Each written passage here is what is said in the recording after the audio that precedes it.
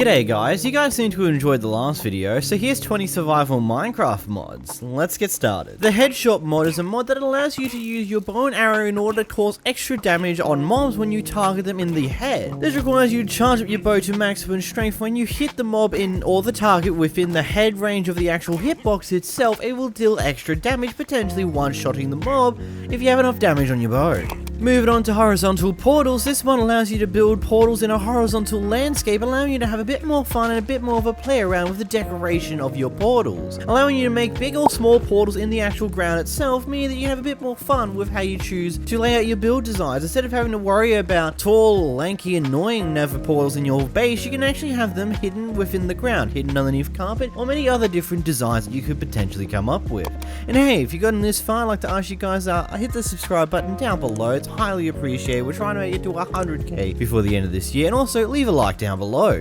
Moving on to Redstone Pen. Redstone Pen mod allows you to use redstone on the walls and allow you to draw redstone along the walls, allowing you to come up with different and new redstone contraption designs and making it far more easier to route redstone around builds depending on how they're built. Overall, a very useful expansion to your redstone use and co-op abilities, allowing you to create some pretty awesome and new different style of builds. Moving on to the Chisels Bits mod. The Chisels Bits mod allows you to get a bit more creative when it comes to decorating your builds with more custom block. Whether it be to 3Dify certain blocks of certain styles, or whether it be to create your own custom designs on the side of blocks, the Chisels Bits mods allows you to get far more creative with the style of blocks that you use within the builds of your build. It also allows you to make some cool, custom, different little bits and pieces, and even make certain rocks and so many other little tiny details to your world.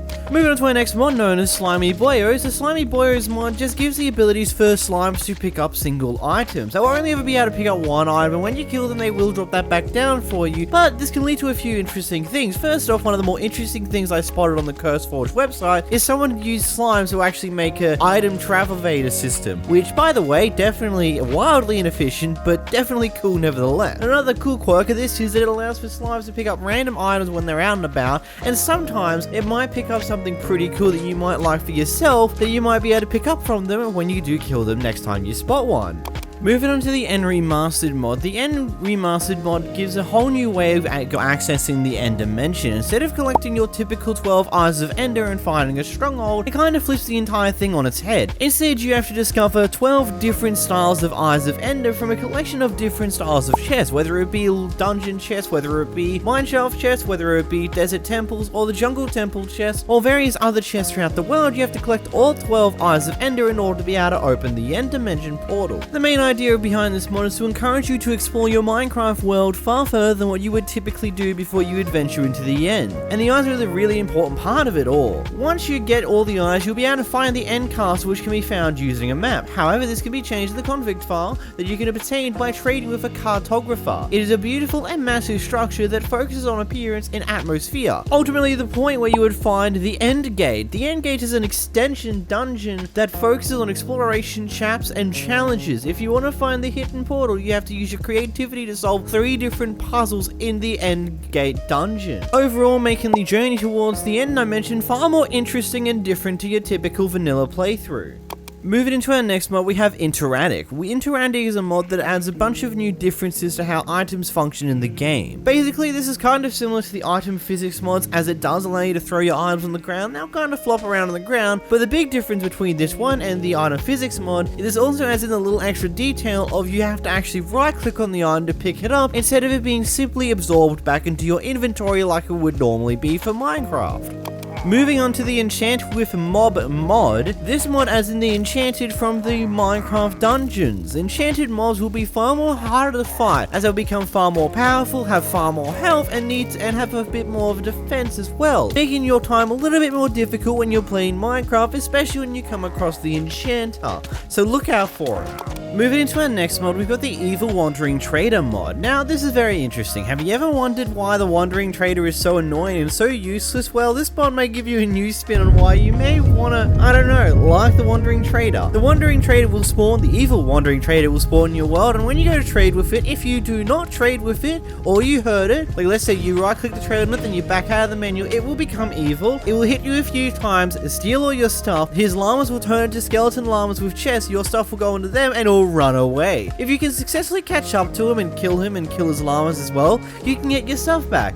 But if not, you lose your stuff. Pretty fun deal, don't you say? Moving into your next mod, you've got the Dwarf Miner Totem. The Dwarf Miner Totem spawns in a dwarf miner that will create you a staircase mining shaft all the way down to bedrock, ultimately allow you to have an easy way to get down to bedrock, as well as with fully functional stairs and non-hitting you off your roof every time you go up the staircase. This does require a diamond pickaxe and a diamond shovel and a few high-end items in order to make him, but once you can make him, he is pretty damn useful to have.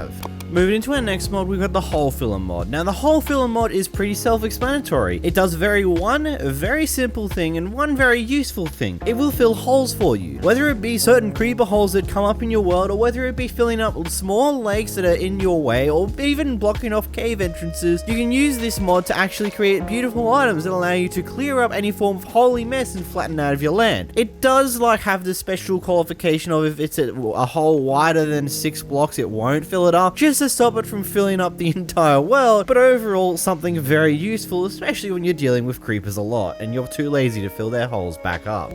Moving into our next mod, we have GildedArmor. GildedArmor just adds one little thing, the ability to add gold towards your netherite armor, giving these little nice golden highlights on top of your armor, whilst also at the same time allowing you to converse with piglins without them trying to viciously murder you every single time because you're wearing gold for once. Just something little but very useful overall. Moving into our next mod, we have skinned lanterns. Now, this is definitely an interesting one overall and might be considered a bit weird towards what you would think, but overall it gives you a whole new variety of lanterns for you to use in your Minecraft builds. Coming out with multiple different styles of skins over the top of the lantern, whether it be mob heads or many other bits and pieces that you might discover on this mod. Overall, adding some more potential use for lanterns with some more somewhat cursed designs.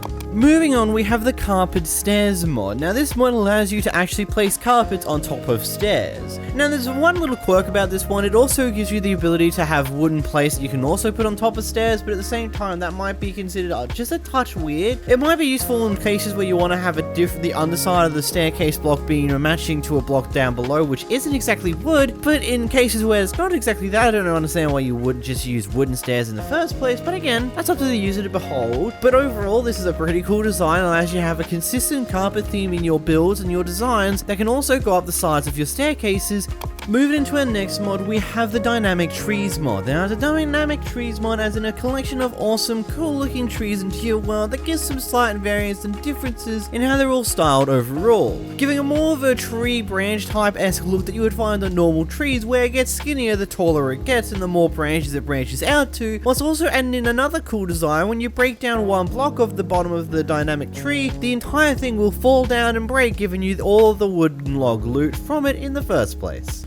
Moving on, we have Amethyst equipment. Now, this mod adds in new armor and tools that you can use with Amethyst, allowing you to have some more custom armor in your Minecraft world. Now, this mod puts the Amethyst-based armor in between iron, but better than iron, but worse than diamond, giving you this kind of middle range zone that might potentially be a little bit easier to collect than iron overall. You also have the ability to craft yourself some horse armor for your horses as well if you want to make them have a matching set towards your normal armor. But talking about horses, moving on to the Save Your Pets mod. The Save Your Pets mod allows you to revive your dead pet. This is something pretty cool. When one of your pets or tamed animals is mortally wounded, instead of dying, they will fall down wounded. Then you have one day of Minecraft time to save your pet's life with pet bandages or golden bandages. And then you can open up their inventory while they're down and wounded. This allows you to revive and bring back any form of lost pets that you lose in the middle of a battle, as long as you do it within a short period of time. Moving on to another mod, we've got the DragonLoot mod. Now, this mod adds in one new item overall. It adds in the dragon scales, which can be dropped by the Ender Dragon themselves. Now, when you collect these dragon scales, you can combine one with an anvil to create yourself the Dragon Anvil, which works exactly like a normal anvil, but it never breaks, and it also has no level cap and will not ask you for more than 30 levels of experience, making it so that you can indefinitely repair your favorite tools over and over again. But not only this, it also allows you to upgrade your netherite armor into dragon armor, which ultimately has a lot more durability, making it a lot stronger than your typical netherite armor, as well as it taking up a lot more defense and allowing you to take a lot more damage overall than what you would when you're wearing netherite armor. Moving on to our next mod though, we have Nether Agriculture, which adds a whole new expansion to the food in the Nether itself, allowing you to find these new plants that give you crimson berries, gordo, which is generated in the crimson forest on the ceiling, warped berries and low tune, ash, oats, jelly beans, braised fruit, azu melons, bloody atoned, poison sacks, and so many other different types of plants you can attain via plant breeding, making it more of a valuable thing to actually explore the Nether and find these cool new food sources if you want to change up in what you eat in Minecraft. Moving on to our next mod, we've got Compact Ores. Compact Ores is a very simple mod with a very simple present. It allows for a secondary type of every single ore in the game to spawn in the overworld. These ores, instead of the typical normal amount you would find with, let's say, 1 or 2 depending on what type of ore you break, the Compact Ores will give you normally several times more the drops when broken in comparison to their normal counterparts. This of course affects every single ore, including but not limited to diamonds, coal, iron, and all your favorite other bits and ore, and this also has some pretty good compatibility with multiple other types of mods as well. And hey, if you want to see 20 simple Minecraft mods, then click this video on screen right now and leave a like down below. Goodbye.